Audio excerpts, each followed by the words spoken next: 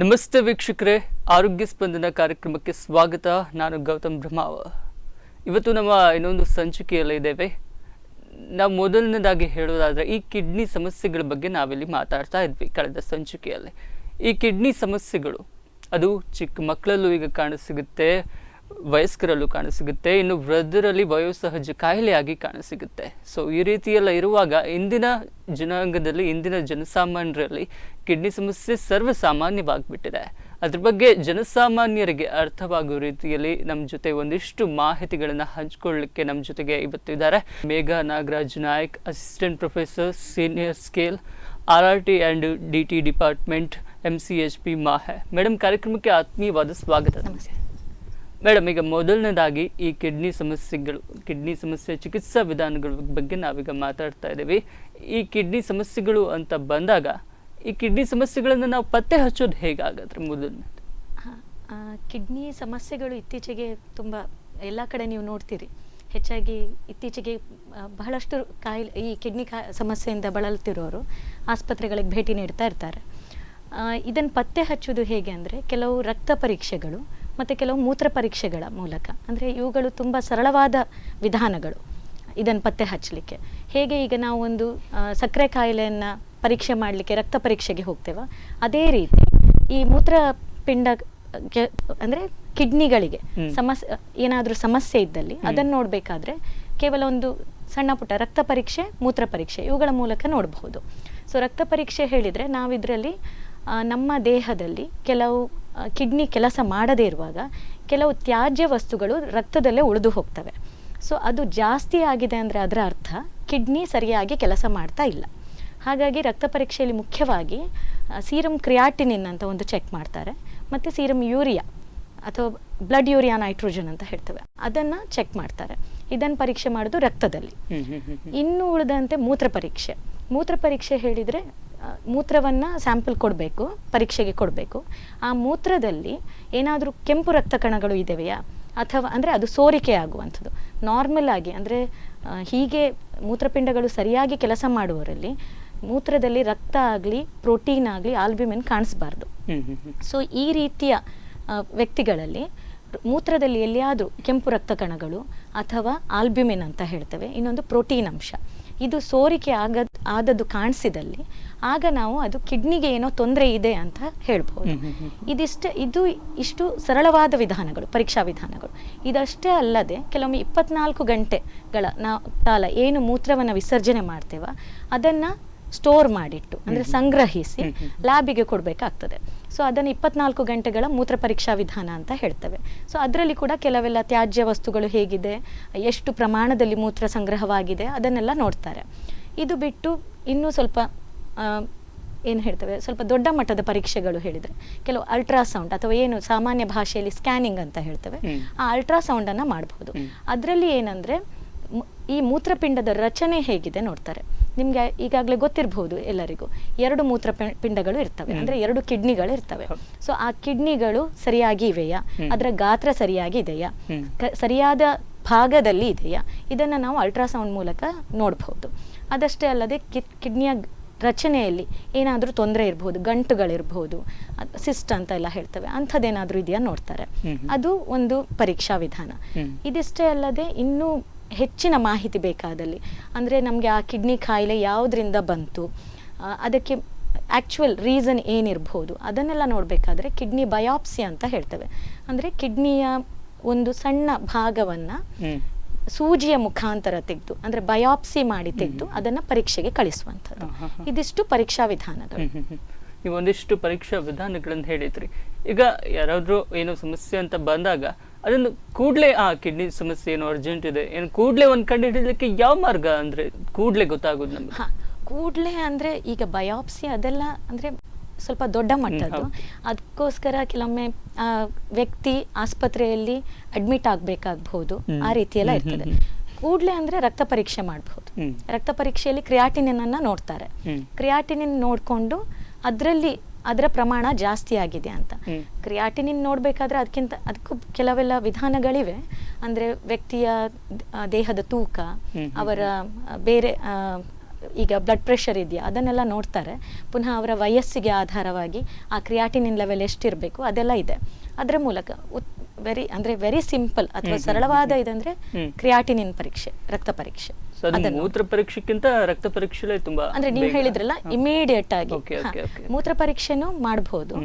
Actually ಮೂತ್ರ ಪರೀಕ್ಷೆ ಕೂಡ ಸರಳವಾದ ವಿಧಾನವೇ. ಈಗ ಒಂದು ವೇಳೆ ಆ ವ್ಯಕ್ತಿಗೆ ಮೂತ್ರ ವಿಸರ್ಜನೆಯಲ್ಲಿ ತೊಂದರೆ ಇರ್ಬೋದು ಅಥವಾ ಮೂತ್ರ ವಿಸರ್ಜನೆ ಆಗದೇ ಇರ್ಬೋದು, ಆಗ ಈ ರಕ್ತ ಪರೀಕ್ಷೆ ಒಂದು ಮಾಡಿ ನೋಡ್ತಾರೆ. ಅದರಲ್ಲಿ ಸಾಧಾರಣ ಒಂದು ಅವರು ನೋಡಬಹುದು, ಅಂದ್ರೆ ಇರಬಹುದಾ ಕಿಡ್ನಿ ಕಾಯಿಲೆ ಅಂತ ನೋಡಬಹುದು. ಇಲ್ಲಾಂದ್ರೆ ಮೂತ್ರ ಪರೀಕ್ಷೆಯಲ್ಲಿ ಆಲ್ಬಿಮಿನ್, ಪ್ರೋಟೀನ್, ರಕ್ತ ಕಣಗಳು ಇಷ್ಟನ್ನು ನೋಡ್ತಾರೆ ಹೆಚ್ಚಾಗಿ. ನಾರ್ಮಲಿ ಕಿಡ್ನಿಗೆ ಇಷ್ಟೊಂದು ಸಮಸ್ಯೆ ಬರುವಾಗ, ಇಷ್ಟೊಂದು ವಿಧಾನಗಳು ಇರುವಾಗ, ಈ ಮೊದಲನಾಗಿ ಕಿಡ್ನಿ ಸಮಸ್ಯೆ ಅಂದ್ರೆ ಈ ಕಿಡ್ನಿ ವೈಫಲ್ಯ, ಕಿಡ್ನಿ ಫೇಲ್ಯೂರ್ ಅಂತಾರೆ. ಇದ್ರ ಬಗ್ಗೆ ಹೇಳೋದಾದ್ರೆ ಕಿಡ್ನಿ ವೈಫಲ್ಯ ಅಂದ್ರೆ ಏನು ಹಾಗಾದ್ರೆ? ನೋಡಿ, ಕಿಡ್ನಿ ವೈಫಲ್ಯ ಅಂದರೆ ಆ್ಯಕ್ಚುಲಿ ರೀನಲ್ ಫೇಲ್ಯೂರ್ ಅಥವಾ ಕಿಡ್ನಿ ಫೇಲ್ಯೂರ್ ಅಂತ ಏನು ಹೇಳ್ತೇವೆ ಅದು ಕಿಡ್ನಿ ವೈಫಲ್ಯ.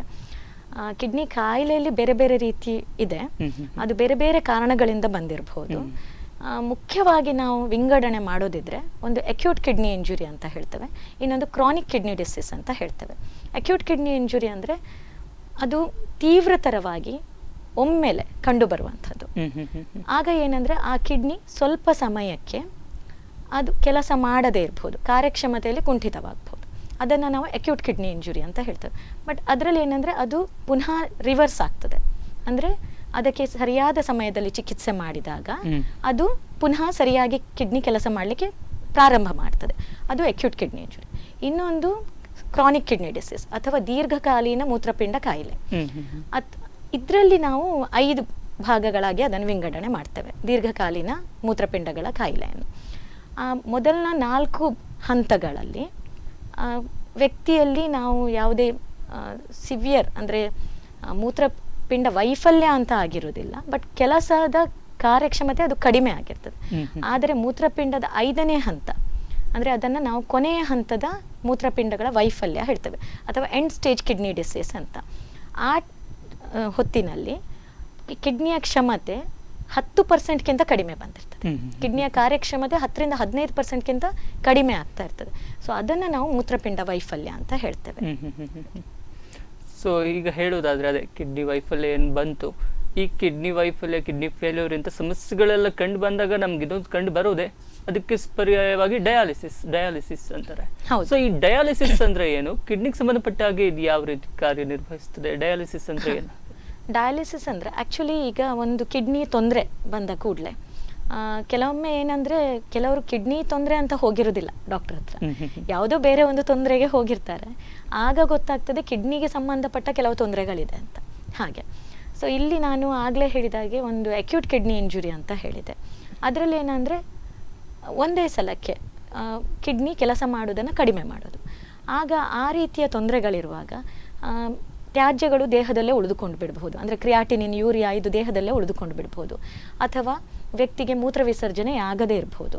ಸೊ ಮೂತ್ರ ವಿಸರ್ಜನೆ ಆಗದಿದ್ದಾಗ ಏನಾಗ್ತದೆ, ನೀರಿನಂಶ ಎಲ್ಲ ದೇಹದೊಳಗೆ ಉಳ್ಕೊಂಡು ಬಿಡ್ತದೆ. ಸೊ ಅದನ್ನು ನಾವೀಗ ತ್ಯಾಜ್ಯವನ್ನು ಹೊರಗೆ ತೆಗಿಬೇಕು, ನೀರಿನಂಶವನ್ನು ಹೊರಗೆ ತೆಗಿಬೇಕು. ಯಾಕಂದರೆ ನಿಮ್ಗೆ ಗೊತ್ತಿರಬಹುದು, ನೀರಿನಂಶ ದೇಹದೊಳಗೆ ಉಳ್ಕೊಂಡ್ರೆ ಶ್ವಾಸ ಅಂದರೆ ಈ ಉಸಿರಾಟದಲ್ಲಿ ತೊಂದರೆ ಅಂಥದ್ದೆಲ್ಲ ಬರ್ತದೆ, ಅಥವಾ ಊತ ಕಾಣಿಸ್ತದೆ ಮೈಯಲ್ಲಿ, ಅದೆಲ್ಲ ಬರ್ತದೆ. ಸೊ ಇದನ್ನು ಎಲ್ಲ ಪರಿಹಾರ ಮಾಡಲಿಕ್ಕೋಸ್ಕರ ಡಯಾಲಿಸಿಸ್ ಅಂತ ಮಾಡ್ತೇವೆ. ಸೊ ಅಕ್ಯೂಟ್ ಕಿಡ್ನಿ ಇಂಜುರಿ ಅಂದರೆ ಇದೇನು ನಾನು ಹೇಳಿದೆ, ಪುನಃ ಕಿಡ್ನಿ ತನ್ನ ಕಾರ್ಯಕ್ಷಮತೆಗೆ ಹಿಂದಿರುಗುತ್ತದೆ. ಆ ರೀತಿಯಲ್ಲಿ ಇರುವಾಗ ನಾವು ಡಯಾಲಿಸಿಸನ್ನು ಮಾತ್ರ ಮಾಡ್ತೇವೆ. ಬೇರೆ ಚಿಕಿತ್ಸೆಗಳು ಇವೆ, ಔಷಧಿಗಳನ್ನು ತಗೊಳ್ಬೇಕಾಗ್ತದೆ. ಮತ್ತು ಕೆಲವು ಪಥ್ಯ ಆಹಾರವನ್ನು ಹೇಳ್ತಾರೆ. ಪಥ್ಯಾಹಾರ ಅಂದರೆ ಇಲ್ಲಿ ಬೇರೆಯವರು ಈಗ ಎಣಿಸ್ತಾರೆ, ಈಗ ಅದನ್ನು ತಿನ್ನಬಾರ್ದು ಇದನ್ನು ತಿನ್ನಬಾರ್ದು ಅಂತ. ಹಾಗೆ ಆ ಥರ ಏನಲ್ಲ. ಆದರೆ ಕಿಡ್ನಿ ತೊಂದರೆ ಇರುವಾಗ ಕೆಲವೆಲ್ಲ ಲವಣಾಂಶಗಳನ್ನು ಕಡಿಮೆ ಮಟ್ಟದಲ್ಲಿ ಸೇವಿಸಬೇಕು. ಅದನ್ನು ವೈದ್ಯರು ಹೇಳ್ತಾರೆ. ಕೆಲವು ಹಣ್ಣುಗಳನ್ನು ತಿನ್ನಬಾರ್ದು, ಅಥವಾ ಎಳನೀರು ಕುಡಿಬಾರ್ದು, ಕೆಲವು ಜ್ಯೂಸ್ಗಳನ್ನು ಕುಡಿಬಾರ್ದು, ಅದನ್ನು ಹೇಳ್ತಾರೆ. ಇದೆಲ್ಲ ಚಿಕಿತ್ಸಾ ಕ್ರಮ. ಅಂದರೆ ಚಿಕಿತ್ಸಾ ಕ್ರಮದಲ್ಲಿ ಮುಖ್ಯವಾಗಿ ನಾವು 3 ಥರ ಹೇಳ್ಬೋದು: ಪಥ್ಯಾಹಾರ, ಔಷಧಿ ಸೇವನೆ, ಡಯಾಲಿಸಿಸ್. ಈ ಅಕ್ಯೂಟ್ ಕಿಡ್ನಿ ಇಂಜುರಿ ಅದಕ್ಕೆ. ಸೊ ಅಲ್ಲಿ ಡಯಾಲಿಸಿಸ್ ಹೇಳುವಾಗ ಆ ತ್ಯಾಜ್ಯಗಳನ್ನು ಮತ್ತು ನೀರಿನಂಶವನ್ನು ಮುಖ್ಯವಾಗಿ ತೆಗೆಯೋದು. ಸೊ ಇನ್ನೊಂದು ಹೇಳಿದೆ ನಾನು, ಕ್ರಾನಿಕ್ ಕಿಡ್ನಿ ಡಿಸೀಸ್ ಅಂದರೆ ಶಾಶ್ವತವಾಗಿ ಮೂತ್ರಪಿಂಡ ವೈಫಲ್ಯವಾಗೋದು. ಆಗ ಕೂಡ ಮೊದಲಿನ 4 ಹಂತಗಳಿಗೆ ಹೆಚ್ಚಾಗಿ ಪಥ್ಯಾಹಾರ, ಔಷಧಿಗಳು ಮತ್ತು ಆ ವ್ಯಕ್ತಿಯಲ್ಲಿ ಬೇರೆ ಕಾಯಿಲೆಗಳು ಇರ್ತವೆ. ಉದಾಹರಣೆಗೆ ಸಕ್ಕರೆ ಕಾಯಿಲೆ, ಡಯಾಬಿಟಿಸ್ ಹೇಳ್ತೇವೆ. ಡಯಾಬಿಟಿಸಿಂದ ಹೆಚ್ಚಾಗಿ ಕಿಡ್ನಿ ಕಾಯಿಲೆ ಬರ್ತದೆ. ಸೊ ಡಯಾಬಿಟಿಸ್ ಅಥವಾ ಹೈ ಬ್ಲಡ್ ಪ್ರೆಷರ್ ಇರ್ಬೋದು, ರಕ್ತದೊತ್ತಡ, ಅವುಗಳಿಗೂ ಔಷಧಿಗಳನ್ನು ನೀಡಿರ್ತಾರೆ. ಅವುಗಳನ್ನು ಸರಿಯಾಗಿ ತಗೊಳ್ಬೇಕು. ಅದೆಲ್ಲ ಆಗಿ ಕೊನೆಯ ಹಂತಕ್ಕೆ ಬರುವಾಗ ನಾವು ಡಯಾಲಿಸಿಸ್ ಅನ್ನ ಮಾಡೋದು. ಸೊ ಆ ಟೈಮಲ್ಲಿ ಈ ವ್ಯಕ್ತಿಗೆ ವಾಂತಿ, ವಾಕರಿಕೆ, ತುರಿಕೆ ಇರ್ಬೋದು, ಮೈಯಲ್ಲಿ ಹಸಿವು ಕಡಿಮೆ ಆಗೋದು, ತುಂಬಾ ಸುಸ್ತು, ನಿಶಕ್ತಿ, ಇಂಥದ್ದೆಲ್ಲ ಆಗ್ತದೆ. ಇದರ ಅರ್ಥ ಏನಂದ್ರೆ ಕಿಡ್ನಿಯ ಕಾರ್ಯಕ್ಷಮತೆ ತುಂಬಾ ಕಡಿಮೆ ಆಗಿದೆ.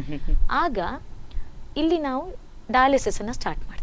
ಆಗ ಇದು ಜೀವನ ಪರ್ಯಂತ.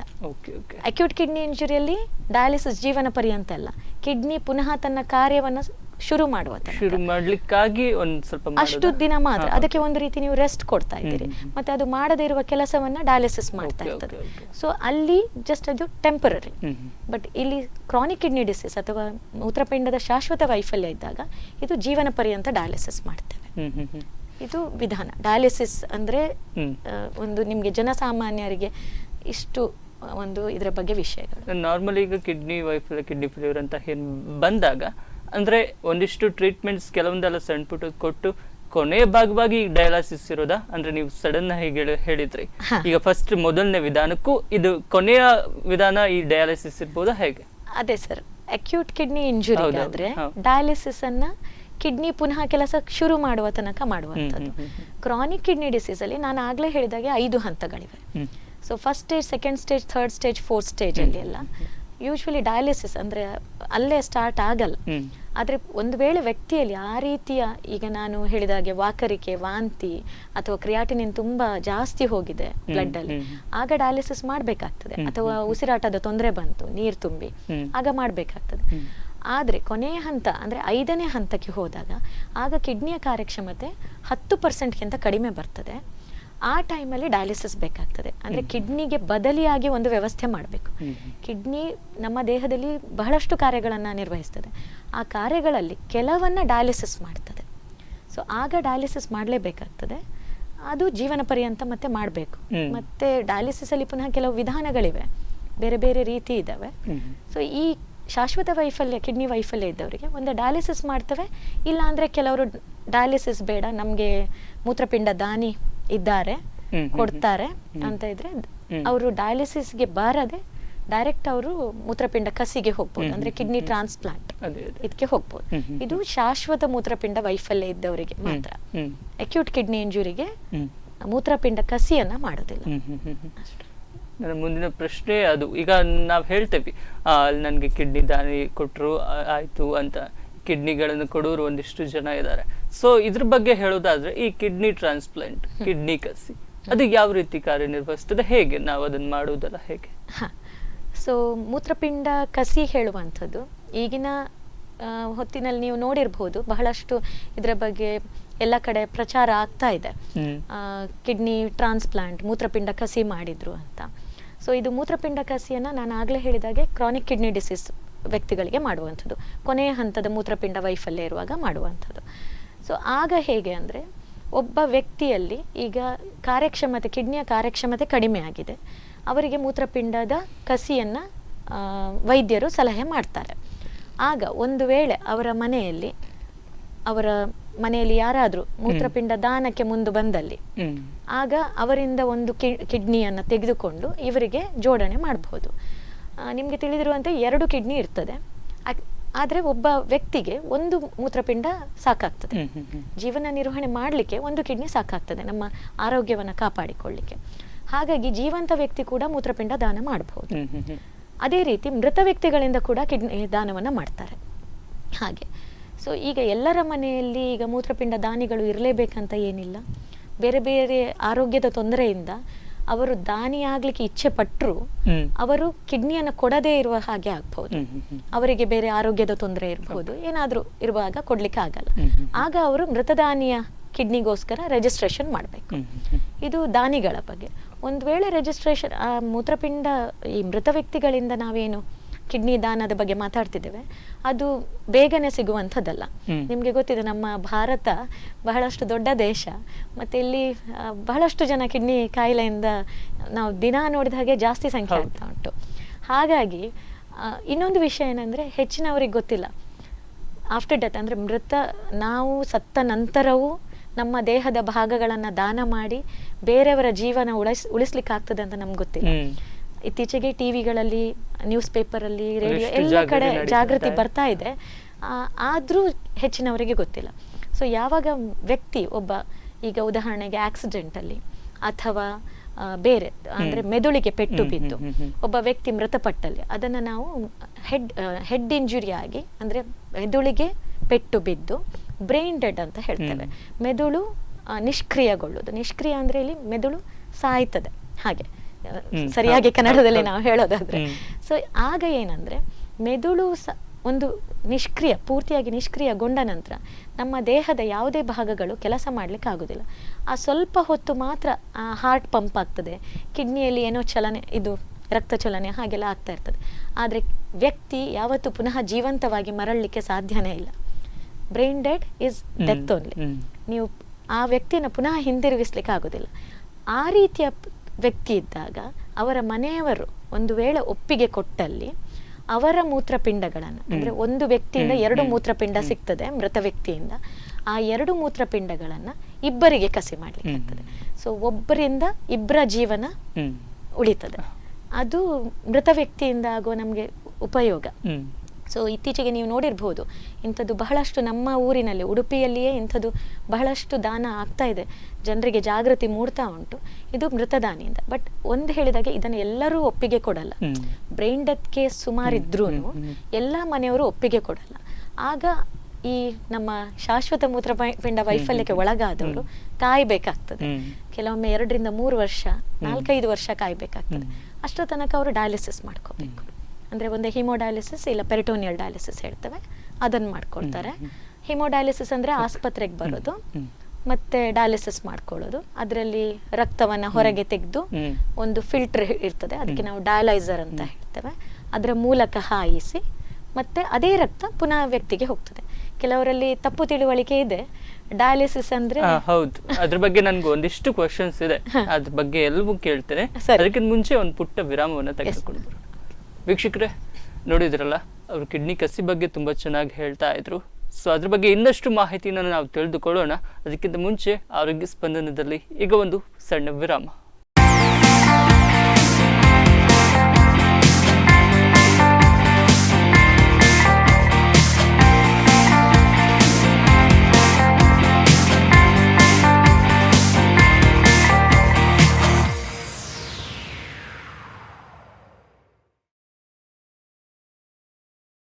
ವಿರಾಮದ ನಂತರ ಆರೋಗ್ಯ ಸ್ಪಂದನ ಕಾರ್ಯಕ್ರಮಕ್ಕೆ ಮತ್ತೆ ಸ್ವಾಗತ. ಇವತ್ತು ನಮ್ಮ ಜೊತೆಗೆ ಇದ್ದಾರೆ ಮೇಘಾ ನಾಗರಾಜ್ ನಾಯಕ್ ಅವರು. ಸೊ ಅವ್ರ ಜೊತೆ ನಾವು ಮಾತಾಡ್ತಾ ಇದ್ವಿ ಕಿಡ್ನಿ ಸಮಸ್ಯೆಗಳ ಬಗ್ಗೆ, ಕಿಡ್ನಿ ಚಿಕಿತ್ಸಾ ವಿಧಾನಗಳ ಬಗ್ಗೆ. ಮೇಡಮ್, ಕಾರ್ಯಕ್ರಮಕ್ಕೆ ಮತ್ತೆ ಸ್ವಾಗತ. ಮೇಡಮ್, ನಾವೀಗಷ್ಟೇ ಮಾತಾಡ್ತಾ ಇದ್ವಿ ಈ ಕಿಡ್ನಿ ಕಸಿ ಬಗ್ಗೆ, ಹಾಗೆ ಡಯಾಲಿಸಿಸ್ ಬಗ್ಗೆ. ನೀವು ಜಸ್ಟ್ ಹೇಳ್ತಾ ಇದ್ರಿ ಆ ಡಯಾಲಿಸಿಸ್ ಹೇಗೆ ಕಾರ್ಯನಿರ್ವಹಿಸ್ತದೆ ರಕ್ತದ ಜೊತೆಗೆ ಅಂತಲ್ಲ. ಸೊ ಅದ್ರ ಬಗ್ಗೆ ಒಂಚೂರು ಹೇಳಿ. ಡಯಾಲಿಸಿಸ್ ಹೇಳಿದರೆ ಇದು ಚಿಕಿತ್ಸಾ ವಿಧಾನ ಕಿಡ್ನಿ ವೈಫಲ್ಯ ಇರೋರಿಗೆ. ಸೊ ಇಲ್ಲಿ ಡಯಾಲಿಸಿಸಲ್ಲಿ 2 ವಿಧಾನಗಳಿವೆ. ಹೆಚ್ಚಿನವರಿಗೆ ಹೀಮೋಡಯಾಲಿಸಿಸ್ ಗೊತ್ತಿದೆ, ಯಾಕಂದರೆ ಇದು ಆಸ್ಪತ್ರೆಯಲ್ಲಿ ಮಾಡುವಂಥದ್ದು. ಇಲ್ಲಿ ಹೇಗಂದರೆ ನಮ್ಮ ವ್ಯಕ್ತಿಯ ಕೈಗೆ ಒಂದು ಸಣ್ಣ ಆಪರೇಷನ್, ಸರ್ಜರಿ ಮಾಡಿರ್ತಾರೆ, ಅಲ್ಲಿ ರಕ್ತನಾಳಗಳನ್ನು ಜೋಡಿಸಿರ್ತಾರೆ, ಅದನ್ನು ನಾವು ಫಿಸ್ಟುಲಾ ಅಂತ ಹೇಳ್ತೇವೆ, AV ಫಿಸ್ಟುಲಾ ಅಂತ. ಸೊ ಅದಕ್ಕೆ 2 ಸೂಜಿಯನ್ನು ಹಾಕಿ ಪ್ರತಿ ಸಲ ಡಯಾಲಿಸಿಸ್ ಮಾಡುವಾಗ ಕೈಗೆ 2 ಸೂಜಿಯನ್ನು ಹಾಕ್ತಾರೆ. ಒಂದು ಸೂಜಿಯ ಮೂಲಕ ರಕ್ತ ಹೊರಗೆ ಬರ್ತದೆ, ಫಿಲ್ಟರಿಗೆ ಹೋಗ್ತದೆ. ಆ ಫಿಲ್ಟರನ್ನು ಡಯಾಲೈಸರ್ ಹೇಳ್ತೇವೆ. ಅದರಲ್ಲಿ ರಕ್ತದ ತ್ಯಾಜ್ಯ, ನೀರು, ಲವಣಾಂಶ ಎಲ್ಲ ಸಮತೋಲನವಾಗ್ತದೆ. ತ್ಯಾಜ್ಯ ಹೊರಗೆ ಹೋಗ್ತದೆ, ಹೆಚ್ಚಿನ ನೀರು ಹೊರಗೆ ಹೋಗ್ತದೆ, ಲವಣಾಂಶ ಸಮತೋಲನಕ್ಕೆ ಬರ್ತದೆ. ಪುನಃ ಆ ಶುದ್ಧವಾದ ರಕ್ತ, ಅಂದರೆ ಅದೇ ವ್ಯಕ್ತಿಯ ರಕ್ತ, ಶುದ್ಧವಾದ ರಕ್ತ ಪುನಃ ದೇಹದೊಳಗೆ ಹೋಗ್ತದೆ ಇನ್ನೊಂದು ಸೂಜಿಯ ಮೂಲಕ. ಇದು ಹಿಮೋಡಯಾಲಿಸಿಸ್. ಸೊ ಕೆಲವರಿಗೆ ತಪ್ಪು ತಿಳುವಳಿಕೆ ಇದೆ, ಏನಂದ್ರೆ ಬೇರೆ ರಕ್ತವನ್ನ ಕೊಡ್ತಾರೆ, ಇವರ ರಕ್ತವನ್ನ ತೆಗೆದು ಬಿಸಾಡ್ತಾರೆ. ಹಾಗೇನಿಲ್ಲ, ಅವರದ್ದೇ ರಕ್ತ ಪ್ಯೂರಿಫೈ ಮಾಡೋದು, ಪುನಃ ದೇಹದೊಳಗೆ ಹಾಕೋದು. ಇದು ಹಿಮೋಡಯಾಲಿಸಿಸ್. ಈ ಹಿಮೋಡಯಾಲಿಸಿಸ್ ವಾರಕ್ಕೆ 10 ರಿಂದ 12 ಗಂಟೆಗಳು ಬೇಕು. ಅದರ ಅರ್ಥ ಒಂದು ವ್ಯಕ್ತಿ ಒಂದು ವಾರದಲ್ಲಿ 2 ರಿಂದ 3 ಡಯಾಲಿಸಿಸ್ ಮಾಡಿಸ್ಕೊಳ್ಬೇಕಾಗ್ತದೆ. ಪ್ರತಿ ಡಯಾಲಿಸಿಸ್ 4 ರಿಂದ 5 ಗಂಟೆ ಆಗಿರ್ತದೆ. ಸೊ ಇದು ಹಿಮೋಡಯಾಲಿಸಿಸ್ ಬಗ್ಗೆ. ಇನ್ನೊಂದು ಪೆರಿಟೋನಿಯಲ್ ಡಯಾಲಿಸಿಸ್ ಅಂತ. ಇದರಲ್ಲಿ AV ಫಿಸ್ಟುಲಾ ಅಂಥದ್ದೇನೂ ಇಲ್ಲ, ರಕ್ತವನ್ನು ದೇಹದಿಂದ ಹೊರಗೆ ತೆಗೆಯುವುದಿಲ್ಲ. ಅದರ ಬದಲಿಗೆ ಹೊಟ್ಟೆಯ ಭಾಗದಲ್ಲಿ ಒಂದು ಸಣ್ಣ ನಳಿಕೆಯನ್ನು ಹಾಕ್ತಾರೆ. ಅದನ್ನು ನಾವು ಪೆರಿಟೋನಿಯಲ್ ಆಕ್ಸಸ್ ಅಂತ ಹೇಳ್ತೇವೆ. ಆ ನಳಿಕೆಯನ್ನು ಅದು ವ್ಯಕ್ತಿ ಆಚೆ ಈಚೆ ಹೋಗುವಾಗ ಅದು ಹೊಟ್ಟೆಯ ಭಾಗಕ್ಕೆ ಬೆಲ್ಟ್ನ ಮೂಲಕ ಅದನ್ನು ಸೆಕ್ಯೂರ್ ಮಾಡಿ ಇಡ್ತಾರೆ. ಸೊ ಡಯಾಲಿಸಿಸ್ ಮಾಡಿಸ್ಕೊಳ್ಳುವಾಗ ಆ ನಳಿಕೆಯನ್ನು ತೆಗೆಯೋದು, ಒಂದು ಡಯಾಲಿಸೇಟ್ ಅಂತ ಹೇಳ್ತೇವೆ, PD ಫ್ಲೂಯಿಡ್ ಅಂತ ಒಂದು ದ್ರವ, ಅದನ್ನು ಪ್ಯಾಕೆಟಲ್ಲಿ ಬರ್ತದೆ. ಈ ನಳಿಕೆಯ ಮೂಲಕ ಹೊಟ್ಟೆಗೆ ಹಾಕೋದು, ಒಳಗೆ ಟ್ಯೂಬನ್ನು ಬಂದ್ ಮಾಡೋದು. ಪುನಃ ವ್ಯಕ್ತಿ ಕೆಲಸಕ್ಕೆ ಹೋಗ್ಬೋದು, ಏನು ಕೂಡ ದಿನನಿತ್ಯದ ಕೆಲಸವನ್ನು ಮಾಡಬಹುದು. ಪುನಃ 4 ಗಂಟೆ 3-4 ಗಂಟೆ ಆದ ನಂತರ ಆ ನಳಿಕೆಯನ್ನು ಓಪನ್ ಮಾಡೋದು, ಇನ್ನೊಂದು ಪ್ಯಾಕೆಟ್ ಅನ್ನು ಸಿಗಿಸೋದು, ಆ ದ್ರವ ಹೊರಗೆ ಹೋಗ್ತದೆ. ಆ ದ್ರವದಲ್ಲಿ ನಮ್ಮ ದೇಹದಲ್ಲಿದ್ದ ರಕ್ತದಲ್ಲಿರುವ ತ್ಯಾಜ್ಯ, ಎಕ್ಸ್ಟ್ರಾ ನೀರು ಮತ್ತೆ ಲವಣಾಂಶ ಅದೆಲ್ಲ ಹೊರಗೆ ಬರ್ತದೆ. ಇದು ಪೆರಿಟೋನಿಯಲ್ ಡಯಾಲಿಸಿಸ್. ಇದನ್ನ ಮನೆಯಲ್ಲೇ ಮಾಡ್ಕೊಳ್ಬಹುದು, ಆ ವ್ಯಕ್ತಿಯೇ ಮಾಡ್ಕೊಳ್ಬಹುದು. ಒಂದು ವೇಳೆ ಅವರಿಗೆ ತೊಂದರೆ ಆಗ್ತಿದ್ದಲ್ಲಿ ಬೇರೆಯವರು ಮಾಡ್ಬೋದು. ಸ್ವಲ್ಪ ಸ್ವಚ್ಛತೆ ಕಡೆಗೆ ಗಮನ ಕೊಡಬೇಕು. ಇದು ಪೆರಿಟೋನಿಯಲ್ ಡಯಾಲಿಸಿಸ್. ಇದಿಷ್ಟು ಡಯಾಲಿಸಿಸ್ ಬಗ್ಗೆ. ನಾನು ಒಂದಿಷ್ಟು ನನ್ನ ಆಪ್ತರಲ್ಲೆಲ್ಲ ಕೇಳಿದಾಗ ಅವ್ರು ಹೇಳಿದ್ದು ಅಂದ್ರೆ ನಾರ್ಮಲಿ ಡಯಾಲಿಸಿಸ್ ಹೋಗಿ ಬಂದೆ, ಒಂದಿಷ್ಟು ಜೀವ ತಿಂದಾಗ ಆಗುತ್ತೆ, ಸುಸ್ತಾಗುತ್ತೆ, ಆ ರೀತಿ ಎಲ್ಲ. ಸೊ ಇದೆಲ್ಲ ಯಾವ ರೀತಿ ಆಗುತ್ತೆ, ಇದು ಯಾಕೆ ಹೀಗಾಗುತ್ತೆ? ಅದು ಡಯಾಲಿಸಿಸ್ಗೆ ಹೋಗಿ ಬಂದೆ ಅಂದ್ರೆ ಅದು ಹಿಮೋಡಯಾಲಿಸಿಸ್ಗೆ ಹೋಗಿ ಬಂದಿರ್ತಾರೆ. ನಾನು ಆಗ್ಲೇ ಹೇಳಿದಾಗೆ ಹಿಮೋಡಯಾಲಿಸಿಸ್ ವಾರಕ್ಕೆ 10 ರಿಂದ 12 ಗಂಟೆ ಬೇಕು. ಸೊ ಅವರು ವಾರಕ್ಕೆ 2 ರಿಂದ 3 ಸಲ ಹೋಗ್ತಾರೆ ವಾರಕ್ಕೆ. ಸೊ ಏನಾಗ್ತದೆ, ನಮ್ಮ ದೇಹ ವಾರದಲ್ಲಿ ಈ 2 ದಿನ ಡಯಾಲಿಸಿಸ್ ಇಲ್ಲದೆ ಇರ್ತದೆ. ಸೊ ಮೂತ್ರಪಿಂಡ ತೆಗಿಲಿಕ್ಕೆ ಆಗದಿರುವ ತ್ಯಾಜ್ಯ ಎಲ್ಲ ದೇಹದಲ್ಲಿ ಉಳ್ಕೊಂಡು ಬಿಡ್ತದೆ. ಸೊ ಅದಿರ್ತದೆ, ನೀರಿರ್ತದೆ, ಅದೆಲ್ಲ ಇರುವಾಗ ಲವಣಾಂಶದಲ್ಲಿ ಅಸಮತೋಲನ ಅಂದರೆ ಉಪ್ಪಿನಂಶ ಅದೆಲ್ಲ ಜಾಸ್ತಿ ಕಡಿಮೆ ಎಲ್ಲ ಆಗಿರ್ತದೆ. ಹಾಗಿರುವಾಗ ಆ ವ್ಯಕ್ತಿ ಈಗ ಡಯಾಲಿಸಿಸ್ಗೆ ಹೋದರು, ಹಿಮೋಡಯಾಲಿಸಿಸ್ ಮಾಡಿಸ್ಕೊಂಡ್ರು, ರಕ್ತ ಶುದ್ಧ ಆಯಿತು. ಇನ್ನೊಂದು ಹೇಳಿದರೆ, ನಾನು ಆಗಲೇ ಹೇಳಿದೆ, ಹಿಮೋಡಯಾಲಿಸಿಸಲ್ಲಿ ರಕ್ತ ದೇಹದಿಂದ ಹೊರಗಡೆ ಇರ್ತದೆ. 1 ನಿಮಿಷಕ್ಕೆ ಸಾಧಾರಣ 250 ರಿಂದ 300 ml ರಕ್ತ ದೇಹದಿಂದ ಹೊರಗಡೆ ಚಲಾವಣೆಯಲ್ಲಿ ಇರ್ತದೆ. ಸೊ ಅದು ಒಂದು, ಅದರಿಂದಾಗಿ ವ್ಯಕ್ತಿಯಲ್ಲಿ ಬ್ಲಡ್ ಪ್ರೆಷರ್ ಸ್ವಲ್ಪ ಕಡಿಮೆ ಆಗಬಹುದು ಆ ಸಮಯದಲ್ಲಿ. ಇನ್ನೊಂದು, 2 ದಿನದಿಂದ ನಮ್ಮ ದೇಹ ಈ ಎಕ್ಸ್ಟ್ರಾ ನೀರು ತ್ಯಾಜ್ಯಕ್ಕೆಲ್ಲ ಹೊಂದಿಕೊಂಡಿದೆ. ಈಗ ಏನಾಯ್ತು, ಒಮ್ಮೆಗೆ 4 ಗಂಟೆಯಲ್ಲಿ ಇದನ್ನೆಲ್ಲವನ್ನ ತೆಗೆದು ಒಮ್ಮೆಗೆ ದೇಹದಲ್ಲಿ ಸುಮಾರಷ್ಟು ಬದಲಾವಣೆ ಆಗ್ತದೆ. ಆಗ ವ್ಯಕ್ತಿಗೆ ಸುಸ್ತಾಗಬಹುದು, ನೀವು ಹೇಳಿದಾಗೆ ಸಂಕಟ, ಆ ರೀತಿಯದ್ದು ಎಲ್ಲ ಹೇಳ್ತಾರೆ. ಅದು ಯಾಕಂದ್ರೆ ಆ 1 ದಿನ ಡಯಾಲಿಸಿಸ್ ಆಗಿ ಆ ಸಂಜೆ ಆ ರಾತ್ರಿವರೆಗೆ ತೊಂದರೆ ಇರಬಹುದು, ಸ್ವಲ್ಪ ಸುಸ್ತು ಅನ್ನಿಸಬಹುದು. ಬಟ್ ಮರುದಿನದಿಂದ ಅವರು ಪುನಃ ಫ್ರೆಶ್ ಫೀಲ್ ಮಾಡ್ತಾರೆ, ಸರಿಯಾಗಿ ಹಸಿವೆ ಆಗ್ತದೆ, ಅವರ ದಿನನಿತ್ಯದ ಕಾರ್ಯಗಳಿಗೆ ಜಾಸ್ತಿ ಅವರಿಗೆ ಉತ್ಸಾಹ ಹುಮ್ಮಸ್ಸು ಬರ್ತದೆ. ನಾರ್ಮಲಿ ಒಬ್ಬ ಪರ್ಸನ್ ಹಾಗೆ ಫಿಸಿಕಲಿ ಅವ್ರು ಫೀಲ್ ಮಾಡುವಾಗ, ಅಂದ್ರೆ ಈಗ ನಾಳೆ ಡಯಾಲಿಸಿಸ್ ಹೋಗ್ಬೇಕು ನಾನು, ಅದರ ಹಿಂದಿನ ದಿನದ ದೇಹ ಸ್ಥಿತಿ ಅಥವಾ ಬಂದಾದ ನೆಕ್ಸ್ಟ್ ದಿನದ ದೇಹ ಸ್ಥಿತಿ ತುಂಬಾ ಡಿಫ್ರೆನ್ಸ್ ಇರುತ್ತೆ. ಅವ್ರು ಫೀಲ್ ಮಾಡ್ಕೊಳ್ತಾರ, ಹೇಗೆ ಫೀಲ್ ಮಾಡ್ತಾರೆ ಸರ್? ಯಾಕಂದ್ರೆ ಮುಂಚಿನ ದಿನ ಹೇಳುವಾಗ ಆ ನೀರು ದೇಹದಲ್ಲಿ ಉಳ್ಕೊಂಡಿರ್ಬೋದು, ತ್ಯಾಜ್ಯ ಉಳ್ಕೊಂಡಿರ್ತದೆ, ಅದರಿಂದಾಗಿ ಕೂಡ ಅವರೇನು ಆರೋಗ್ಯಕರವಾಗಿ ಫೀಲ್ ಮಾಡ್ಕೊಳ್ತಾ ಇರೋದಿಲ್ಲ. ಆ ಉಸಿರಾಟದ ತೊಂದರೆ ಇರ್ಬೋದು, ಹಸಿವೆ ಆಗದೆ ಇರ್ಬೋದು, ಸರಿಯಾಗಿ ನಿದ್ರೆ ಬರದೇ ಇರ್ಬೋದು. ಸೊ ಅದು ತೊಂದರೆ ಇರ್ತದೆ. ಡಯಾಲಿಸಿಸ್ ಆದ ದಿನ ಆ ಡಯಾಲಿಸಿಸ್ಗೆ ಹೋದ ಆ ಜರ್ನಿ ಇರಬಹುದು, ಅಥವಾ ಅಲ್ಲಿ ಹೋಗಿ ಕಾಯ್ತಾ ಇರಬಹುದು. ನಾವಿಲ್ಲಿ ಕೇವಲ ದೇಹದ ವಿಷಯ ಮಾತ್ರ ಅಲ್ಲ, ಮಾನಸಿಕವಾಗಿಯೂ ಅವರು ಅದಕ್ಕೆಲ್ಲ ಅಡ್ಜಸ್ಟ್ ಆಗ್ಬೇಕಾಗ್ತದೆ. ಸೊ ಅವರು ಅಲ್ಲಿ ವೇಟಿಂಗ್ ಪೀರಿಯಡ್, ಅಲ್ಲಿ ಪುನಃ ಡಯಾಲಿಸಿಸ್ ಮೆಷಿನಿಗೆ ಅವರು ಸೂಜಿ ಹಾಕಿಕೊಂಡು 4 ರಿಂದ 5 ಗಂಟೆ ಅವ್ರು ಮಲಗಿರ್ತಾರೆ. ಡಯಾಲಿಸಿಸ್ ಮಾಡ್ತಾ ಇರುವಾಗ ಏನು ನೋವಾಗಲ್ಲ, ಸೂಜಿ ಹಾಕುವಾಗ ನೋವು ಅಷ್ಟೇ. ಮತ್ತೆ ಅವರು ಟಿವಿ ನೋಡ್ತಾ, ಮೊಬೈಲ್ ನೋಡ್ತಾ, ಓದ್ತಾ ಕೂತ್ಕೊಳ್ತಾರೆ. ಡಯಾಲಿಸಿಸ್ ಆಗ್ತದೆ. ಡಯಾಲಿಸಿಸ್ ಆದ ಮೇಲೆ ಮನೆಗೆ ಬರುವಾಗ ಅಂದ್ರೆ ನಾನು ಆಗ್ಲೇ ಹೇಳಿದಾಗೆ ದೇಹದ ಸ್ಥಿತಿಯಲ್ಲಿ ಸಡನ್ ಚೇಂಜಸ್ ಆಗ್ತದೆ. ಯಾಕಂದ್ರೆ ನಿನ್ನೆ ಇದ್ದ ಪರಿಸ್ಥಿತಿಗೂ ಇವತ್ತಿದ್ದ ಪರಿಸ್ಥಿತಿಗೂ ಒಮ್ಮೆಲೆ ಚೇಂಜಸ್ ಆದ್ರಿಂದ ಅವರು ಆ ರೀತಿ ಫೀಲ್ ಮಾಡೋದು. ಬಟ್ ನೆಕ್ಸ್ಟ್ ಡೇ ಇಂದ ಆಕ್ಚುಲಿ ಅವರು ಆ ಡಯಾಲಿಸಿಸ್ ಇವತ್ತು ಚೆನ್ನಾಗಿರ್ತಾರೆ, ನಾಳೆಯಿಂದ ಸ್ವಲ್ಪ ನೀರು ತುಂಬಿದೆ, ಹಸಿವೆ ಆಗ್ತಾ ಇಲ್ಲ, ಅದು ಫೀಲ್ ಆಗ್ಲಿಕ್ಕೆ ಶುರು ಆಗ್ತದೆ. 3ನೇ ದಿನ ಆಗುವಾಗ ಜಾಸ್ತಿ ಆಗ್ತದೆ. ಆತರ ಇದು ಒಂದ್ ಕಡೆ ಆದ್ರೆ, ಮತ್ ನೀವ್ ಆಗ್ಲೇ ಹೇಳಿದ್ರಿ ಈ ಕಿಡ್ನಿ ಕಸಿ ಬಗ್ಗೆ ಎಲ್ಲ ಹೇಳಿದ್ರಿ. ಸೊ ಕಿಡ್ನಿ ಕಸಿ, ಕಿಡ್ನಿ ಟ್ರಾನ್ಸ್ಪ್ಲಾಂಟ್ ಬಗ್ಗೆ ಹೇಳೋದಾದ್ರೆ, ಕಿಡ್ನಿ ಟ್ರಾನ್ಸ್ಪ್ಲಾಂಟ್ ಮಾಡ್ಕೊಂಡ್ವಿ, ಆ ಸಮಸ್ಯೆ ಅಲ್ಲಿಗೆ ಬಗೆಹರಿಯುತ್ತಾ? ಅಂತ ಕೇಳೋದಾದ್ರೆ? ಹಾಂ, ಕಿಡ್ನಿ ಟ್ರಾನ್ಸ್ಪ್ಲಾಂಟ್ ಅನ್ನುವಂಥದ್ದು ಡಯಾಲಿಸಿಸ್ಗೆ ಹೋಲಿಸಿದರೆ ತುಂಬ ಉತ್ತಮ. ಓಕೆ. ಯಾಕಂದರೆ ನಮ್ಮ ಕಿಡ್ನಿ ಬಹಳಷ್ಟು ಕಾರ್ಯಗಳನ್ನು ಮಾಡ್ತದೆ. ಎಲ್ಲರೂ ಎಣಿಸ್ತಾರೆ ಮೂತ್ರ ವಿಸರ್ಜನೆ, ತ್ಯಾಜ್ಯವನ್ನು ತೆಗಿತದೆ, ಬಟ್ ಅದಲ್ಲದೆ ಬೇರೆ ಬಹಳಷ್ಟು ಕಾರ್ಯಗಳಿವೆ, ಅದನ್ನೆಲ್ಲ ಕಿಡ್ನಿ ಮಾಡ್ತದೆ. ಡಯಾಲಿಸಿಸಲ್ಲಿ ನಾವು ಆ ಎಲ್ಲ ಕಾರ್ಯಗಳನ್ನು ಬದಲಿ ವ್ಯವಸ್ಥೆ ಮಾಡಲಿಕ್ಕೆ ಆಗಲ್ಲ. ಒಂದು 2-3 ಬದಲಿಯನ್ನು ಮಾಡ್ಬೋದು ಅಷ್ಟೆ. ಆದರೆ ಕಿಡ್ನಿ ಟ್ರಾನ್ಸ್ಪ್ಲಾಂಟಲ್ಲಿ ಹೊಸ ಮೂತ್ರಪಿಂಡವನ್ನೇ ಹಾಕೋದ್ರಿಂದ ನಮ್ಮ ಕಿಡ್ನಿ ಏನು ಕೆಲಸ ಮಾಡ್ತಾ ಇತ್ತು ಅದೆಲ್ಲವನ್ನ ಆ ಬದಲಿ ಮೂತ್ರಪಿಂಡ ಈಗ ಕೆಲಸ ಮಾಡ್ತದೆ. ಹಾಗಾಗಿ ಜೀವನ ಉತ್ತಮ, ಆರೋಗ್ಯ ಸ್ಥಿತಿ ಉತ್ತಮ ಕಂಪೇರ್ ಟು ಡಯಾಲಿಸಿಸ್. ಆದರೆ ನೀವು ಹೇಳಿದಾಗೆ ಪೂರ್ತಿಯಾಗಿ ಅವರು ಮೊದಲಿನಂತ ಆಗ್ತಾರ? ಅದಿಲ್ಲ, ಖಂಡಿತ ಅದು ಸಾಧ್ಯ ಇಲ್ಲ. ಪೂರ್ತಿಯಾಗಿ ಮೊದಲಿನಂತ ಆಗ್ಲಿಕ್ಕೆ ಸಾಧ್ಯ ಇಲ್ಲ. ಆದರೆ ಆರೋಗ್ಯ ಸ್ಥಿತಿ ಉತ್ತಮವಾಗಿರ್ತದೆ. ಕಂಟಿನ್ಯೂಸ್ ಡಯಾಲಿಸಿಸ್ಗೆ ಹೋಗ್ಬೇಕಂತ ಇಲ್ಲ. ಅವರಿಗೆ ಬೇಕಾದ ಹಾಗೆ ಅವರ ಕೆಲಸಕ್ಕೆ ಹೋಗೋದಾಗ್ಲಿ, ಸ್ಕೂಲಿಗೆ ಹೋಗೋದಾಗ್ಲಿ ಅದನ್ನೆಲ್ಲ ಮಾಡಬಹುದು. ಜೀವನ ಪರ್ಯಂತ ಔಷಧಿ ತಗೊಳ್ಳಿಕ್ಕಿರ್ತದೆ. ಆ ಕಿಡ್ನಿ ಏನು ಕೆಲಸ ಮಾಡಬೇಕಾದ್ರೆ ಕೆಲವು ಔಷಧಿಗಳನ್ನ ಕೊಡ್ತಾರೆ. ಕೆಲವು ರೋಗ ನಿರೋಧಕ ಶಕ್ತಿಯನ್ನ ಕಡಿಮೆ ಮಾಡ್ಲಿಕ್ಕೋಸ್ಕರ ಔಷಧಿ ಕೊಡ್ತಾರೆ. ಆ ಔಷಧಿಯನ್ನ ಜೀವನ ಪರ್ಯಂತ ತಗೋಬೇಕು. ಹಾಗಾಗಿ ನಾರ್ಮಲ್ ಪರ್ಸನ್ ತರ ಅಲ್ಲ, ಬಟ್ ಆರೋಗ್ಯ ಸ್ಥಿತಿ ಡೆಫಿನೆಟ್ಲಿ ಉತ್ತಮವಾಗಿರ್ತದೆ. ಈ ಕಿಡ್ನಿ ಕಸಿ ಎಲ್ಲ ಹೀಗೆ ಒಂದು ಆದ್ರೆ, ಇನ್ನು ಕಿಡ್ನಿ ಸಮಸ್ಯೆಗೆ ಸಂಬಂಧಪಟ್ಟಾಗೆ ಈಗ ಕಿಡ್ನಿ ಟ್ರಾನ್ಸ್ಪ್ಲಾಂಟ್ ಈಗ ನಾವೇನು ಮಾಡ್ಕೊಳ್ತಾ ಇದ್ದೀವಿ, ಅದ್ರ ಜೊತೆ ಈಗ ಆಧುನಿಕ ಸಂಶೋಧನೆ ಕಿಡ್ನಿಗೆ ಚಿಕಿತ್ಸೆಯಲ್ಲಿ ಯಾವ ರೀತಿ ಎಲ್ಲ ರೂಪುಗೊಂಡಿದೆ ಅಂತ ಹೇಳ್ಬೋದು? ಸೊ ಆಧುನಿಕ ಅಂದರೆ ಸಂಶೋಧನೆಗಳು ಸುಮಾರಷ್ಟು ಆಗ್ತಾ ಇರ್ತವೆ. ಈಗ ಡಯಾಲಿಸಿಸ್ಗೆ ಮುಂಚೆ ಹೋಲಿಸಿದ್ರೆ ಈಗ ಹೋಲಿಸಿದ್ರೆ ಬಹಳಷ್ಟು ಮುಂದುವರೆದಿದೆ. ಯಾಕಂದ್ರೆ ಮುಂಚೆ ಎಲ್ಲ ಜಸ್ಟ್ ನಾವು ಒಂದು ಕ್ರಿಯಾಟಿನಿನ್, ಯೂರಿಯಾ ಏನು ಹೇಳಿದೆ ಅದಷ್ಟನ್ನೇ ತೆಗಿಲಿಕ್ಕೆ ಪ್ರಯತ್ನ ಪಡ್ತಾ ಇದ್ರು. ಈಗ ಹೈ ಫ್ಲಕ್ಸ್ ಡಯಾಲಿಸಿಸ್ ಅಂತ ಇದೆ, ಅಥವಾ ಹೈ ಎಫಿಷಿಯನ್ಸಿ ಡಯಾಲಿಸಿಸ್ ಅಂತ ಇದೆ, ಹೀಮೋ ಡಯಾಫಿಲ್ಟ್ರೇಷನ್ ಅಂತ ಇದೆ, ಈ ಥರದ್ದೆಲ್ಲ ಇದೆ. ಸೊ ಇದು ಡಯಾಲಿಸಿಸ್ಗೆ ಸಂಬಂಧಪಟ್ಟಾಗೆ. ಹಾಗೆ ಪೆರಿಟೋನಿಯಲ್ ಡಯಾಲಿಸಿಸಲ್ಲಿ ಇನ್ನೂ ಜಾಸ್ತಿ ಅಂದರೆ ಕಡಿಮೆ ಟೈಮ್ ಫ್ಲೂಯಿಡನ್ನು ಒಳಗೆ ಇಟ್ಟು ಹೊರಗೆ ತೆಗೆಯುವ ಹಾಗೆ ಆ ಥರದ್ದಿದೆ. ಕಸಿಗೆ ಸಂಬಂಧಪಟ್ಟ ಹಾಗೆ ಇನ್ನೊಂದು ಈಗ ವೇರಿಯಬಲ್ ಆರ್ಟಿಫಿಷಿಯಲ್ ಕಿಡ್ನಿ ಅಂತ ಅದರಲ್ಲಿ ಸಂಶೋಧನೆ ಆಗ್ತಾ ಇದೆ. ಅದರಲ್ಲಿ ಹೇಗಂದ್ರೆ ಸಣ್ಣ ಒಂದು ಇನ್ಸ್ಟ್ರೂಮೆಂಟ್ ತರ ದೇಹದಲ್ಲೇ ಅದನ್ನ ಸಿಕ್ಕಿಸ್ಕೊಂಡು ಅಲ್ಲೇ ಅದು ಈ ರಕ್ತವನ್ನ ಕ್ಲೀನ್ ಮಾಡಿ ಪುನಃ ಹಾಕುವ ತರ ಅದನ್ನು ಮಾಡ್ತಾ ಇದ್ದಾರೆ. ಯಾವುದು ಮಾರ್ಕೆಟಿಗೆ ಇನ್ನೂ ಸಹ ಆ ರೀತಿ ಮಾಡ್ಲಿಕ್ಕೆ ಆಗ್ತಾ ಇಲ್ಲ, ಬಟ್ ಸಂಶೋಧನೆ ಆಗ್ತಾ ಇದೆ. ಅದೇ ರೀತಿ ಕಿಡ್ನಿ ಕಸಿಗೆ ಬಂದ್ರೆ ನಾವೀಗ ಮುಂಚೆ ನಾವು ಹೇಳ್ತಿತ್ತು ಬೇರೆ ಬೇರೆ ರಕ್ತದ ಗುಂಪಿರುವವರಿಗೆ ಕಿಡ್ನಿ ಟ್ರಾನ್ಸ್ಪ್ಲಾಂಟ್ ಆಗಲ್ಲ.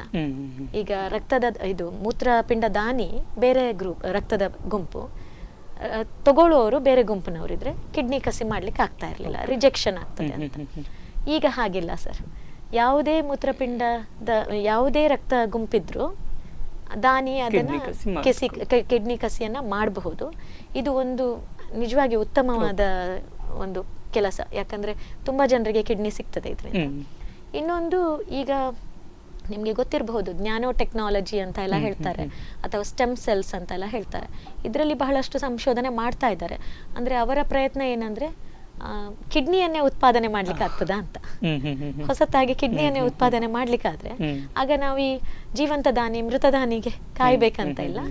ಆ ಸ್ಟೆಮ್ ಸೆಲ್ಸ್ ಇಂದನೇ ಕಿಡ್ನಿ ಉತ್ಪಾದನೆ ಅಂದ್ರೆ ಆ ಕಿಡ್ನಿಯನ್ನ ಟ್ರಾನ್ಸ್ಪ್ಲಾಂಟ್ ಮಾಡಬಹುದು. ಆದ್ರೆ ಇನ್ನೂ ಆಗ್ಲಿಲ್ಲ, ಸಂಶೋಧನೆಗಳು ನಡೀತಾ ಇವೆ ಅಷ್ಟೇ.